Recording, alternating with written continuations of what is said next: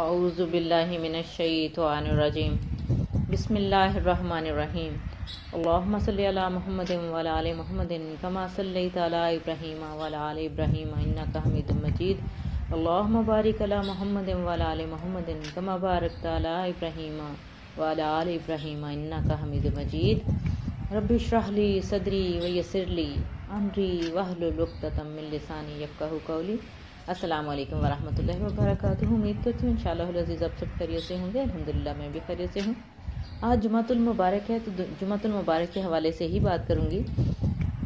جمعہ کے دن قبولیت کا وقت کون سا ہوتا ہے، یعنی احادیث مبارکہ سے ہمیں کیا پتہ چلتا ہے کہ جمعہ میں کون سی گھڑی جو ہے وہ قبولیت کی ہے۔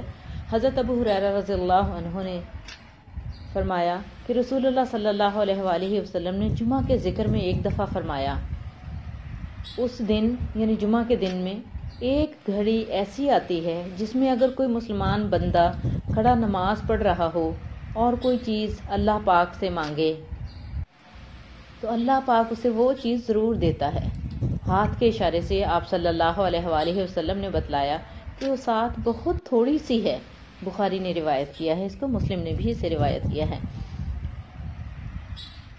حضرت عبداللہ بن عمر رضی اللہ عنہ سے روایت ہے کہ رسول اللہ صلی اللہ علیہ وآلہ وسلم نے فرمایا، جسے نماز کی ایک رکعت مل گئی اسے نماز مل گئی۔ ابن ماجہ کی روایت ہے یہ۔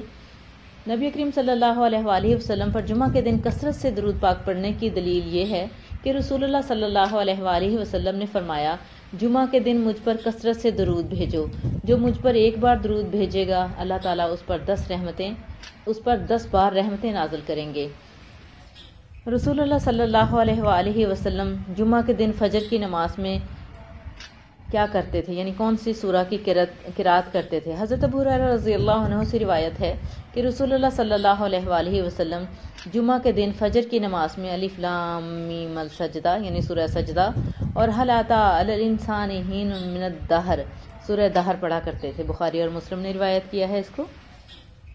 جمعہ کے دن سورہ کہف کی تلاوت کی کیا فضیلت ہے۔ رسول اللہ صلی اللہ علیہ وآلہ وسلم نے فرمایا، جس نے جمعہ کے روز سورہ کہف پڑھی اس کے دونوں جمعوں کے درمیان کے دن روشنی سے منور ہو جائیں گے۔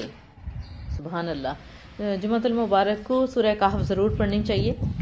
انشاءاللہ العزیز جیسے بھی پاسبل ہو ضرور سورہ کہف پڑھنے کا اہتمام کرنا چاہیے۔ جمعہ کے دن کثرت سے نیک اعمال کرنے چاہیے، ترمذی نے روایت کیا ہے، اور برائیوں اور نافرمانیوں سے دور رہنا چاہیے۔ ویسے تو ہر دن میں ہی رہنا چاہیے، لیکن جب ہماری طبیعت نیکی کی طرف مائل ہوتی ہے تو ہم زیادہ کوشش کرتے ہیں برائیوں سے بچنے کی۔ اس دن کی نیکیوں کا ثواب بڑھ جاتا ہے، جیسا کہ فضیلت والے اوقات اور مقامات میں بڑھتا ہے۔ اس لیے ہر مسلمان پر واجب ہے کہ وہ خیر اور نیکی کے کام کرنے کی کوشش کرے جتنا ممکن ہو۔ سورہ بقرہ میں یہ ذکر کیا گیا ہے۔ نبی اکرم صلی اللہ علیہ وآلہ وسلم پر اگر ہم درود پڑھتے ہیں پورے خشوع و خضوع کے ساتھ، یقیناً درود پاک جو ہے قبول ہونے والی عبادت ہے۔ کلمہ طیب اور درود پاک کبھی رد نہیں ہوتے۔ اپنی دعاؤں میں یاد رکھیے۔ اجازت چاہوں گی۔ اللہ حافظ۔